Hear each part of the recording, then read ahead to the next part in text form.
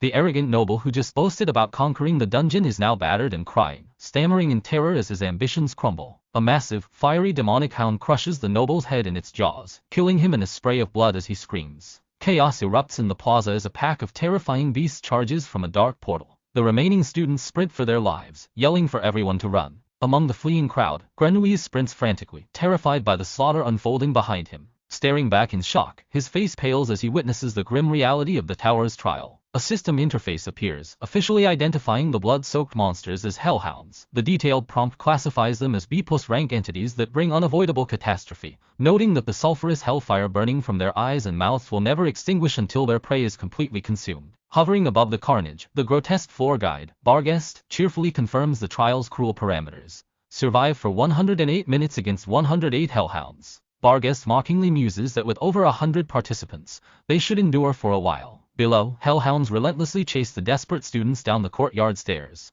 Grenouille flees down a dark corridor, realizing fighting back is impossible since the tower's curse has reduced their physical stats to a fraction of their normal strength. Spotting an open door to a dark room, Grenouille decides his best chance is to hide inside and remain silent. He slips inside and forcefully slides the heavy door shut behind him. However, his brief moment of relief is shattered when he feels resistance against the door. Two panicked students push against the door, begging Grenouille to let them in and claiming to be his friends. Sweating and conflicted, Grenouille grips the door, torn between self-preservation and helping his classmates. He reasons that surviving as a group might be easier than hiding alone. The two students shove the door open, knocking Grenouille to the ground as they barge into his hiding spot and demand he stay quiet. Grenouille falls onto his back, bewildered and angry, questioning what they are doing. The door slams shut, trapping Grenouille in the corridor. From inside, a student coldly states that Grenouille never considered them friends, only disposable subordinates to exploit. With malicious smiles, the treacherous classmates declare it is their turn to use him, ordering him to serve as bait for the monsters. Panicked, Grenouille pounds on the door, calling their betrayal nonsense. They coldly promise to let him back in only after the hallway is quiet. Scrambling backward, Grenouille looks down the hall in terror as a fiery hellhound spots him in the darkness. The hellhound roars, raising its claws, its massive jaws open, dripping with sulfurous flames as it prepares to strike. Defenseless and abandoned, Grenouille sits paralyzed on the floor, watching the beast close in. Overwhelmed by despair, tears stream down his face. He squeezes his eyes shut, trembling as he braces for the agony of being devoured. After a moment, he slowly opens his tear-filled eyes, confused as to why the fatal bite never came.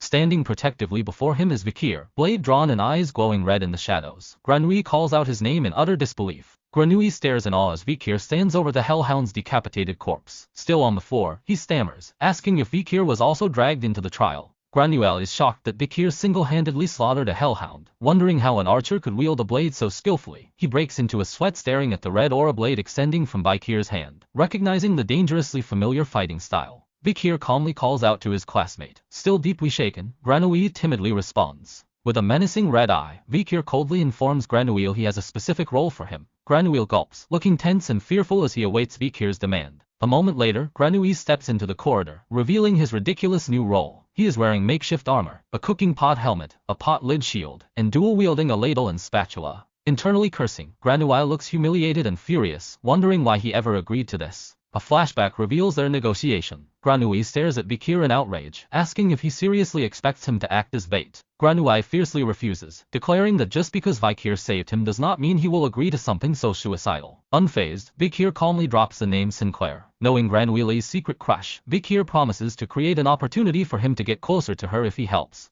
Grenouille blushes, his tough facade breaking as he eagerly asks if Vikir is serious. Vikir leans in and whispers it is a lie, and Grenouille realizes he has been played. Despite the bluff, Grenouille gets flustered and backs away, defensively claiming a noble like him could never be interested in a commoner. Desperate to save face, a blushing Grenouille agrees to the plan, framing it as a one-time favor since Vikir saved his life. Returning to the present, Grenouille grits his teeth, realizing he must have been crazy. However, he resolves to go through with it for Sinclair. Throwing himself into the role, Grenouille bangs his ladle against his pot helmet and shield, creating a massive clang. He yells insults at the beasts, declaring the great Grenouille will take them on. He challenges the monsters, and the distraction works perfectly. Two massive hellhounds emerge from the shadows, their jaws dripping with sulfurous fire. The moment he sees the horrific beasts, Grenouille's false bravado shatters. His bold challenge turns into a pathetic, tearful whimper of terror. Grenouille's bravery vanishes as an entire pack of fiery hellhounds charges down the corridor toward him. Grenouille spins around and sprints for his life, screaming in panic as the flaming beasts snap at his heels.